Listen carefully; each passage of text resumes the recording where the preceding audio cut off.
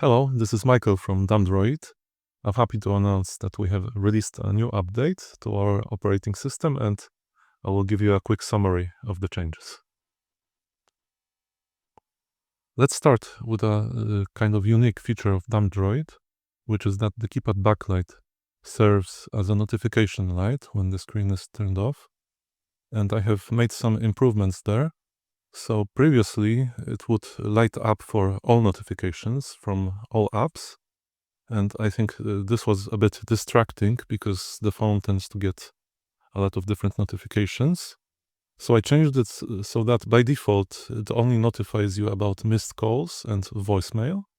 And there is also an option to add custom apps to the list. For example, I have added for myself also text messages and WhatsApp. On the topic of keypad backlight, it also turns on, as you know, by default when the screen is on. And previously this wasn't something you could control, but a lot of people have asked me to add a toggle for that. So now you can turn it off in the settings system keyboard. There's one more nice usability improvement coming. As you may know, if you have set a PIN to unlock your phone, then you can start entering it while the screen is still off. So you don't have to use the power button and you don't have to do the awkward swipe up the screen to get to the PIN entry. So you can basically unlock the phone just by entering the digits from your PIN. The problem was that there were some issues with the key presses being lost somewhere on the way. So very often you would enter the PIN and find out that only some of the digits were entered, and you would have to go back and enter it again, or you would have to enter it quite slowly in order for all the key presses to register. So I have fixed it and it's much better now. So you can enter it really fast, and most of the time it unlocks fine. There are still some occasions where it loses a key press, so I will keep working on it, but it's quite rare. So I'm very satisfied about this change because it's a feature that I use myself really often, and I like how quickly it unlocks. It's almost as quick as using biometrics. I have improved our parental controls app a little bit, and I have actually renamed it to App Blocker because parental controls were already a thing on Android, and it's something else. So in our app blocker, now you can permanently block apps. Previously, you could only kind of hide and unhide them and add a custom pin to guard this feature. Now you can permanently block an app that you don't want, and the only way to get this app back is a factory reset. So for example, if you want to make sure you're not scrolling Instagram or TikTok on your phone, then a good way to do that is install these apps and then block them, and then you won't be able to run them ever again without a factory reset. There's a small battery improvement in this update, and from my tests it seems like it won't make a huge difference, but it will improve your battery life a little bit. And I'll use this opportunity to talk about battery, since we've been getting quite a few complaints about battery life. So this is a tricky topic because everyone uses their phone differently. People have different apps, and some of these apps can be buggy, run in the background too much.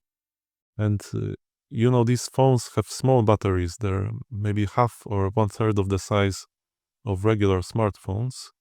So I think they're designed to not having too many apps and not using the phone a lot. So if there is any drain, any app running in the background too much or something like that, then it will drain the battery really fast because it's just a small battery. So that might be one problem if you have bad battery life. I think it's a good idea to try uninstalling some of these potential draining apps, or even doing a factory reset and just putting the SIM card in and leaving the phone for a while and see how much the battery is draining in this kind of clean state, I think you should be getting around 1% per hour of battery drain after just after a factory reset. And if the phone is draining more than that, then it's possible that it's a hardware defect. So if you bought the phone from Dumbdroid, then please get in touch with us. We can potentially even replace your phone if it's draining too much. So what else is going on at Dumbdroid? As you know, our company is doing kind of two separate things. We work on the Dumbdroid operating system, and we also import the new phones from China and sell them through our e-commerce site. First of all, we are super grateful to all our customers for their patience, because we have had trouble with fulfilling our orders on time. We had supply issues, and also we are selling quite a lot of these phones, and it takes time to flash them and send them out. So in January we have been doing much better on this front, and we are happy to say that the waiting time is much shorter.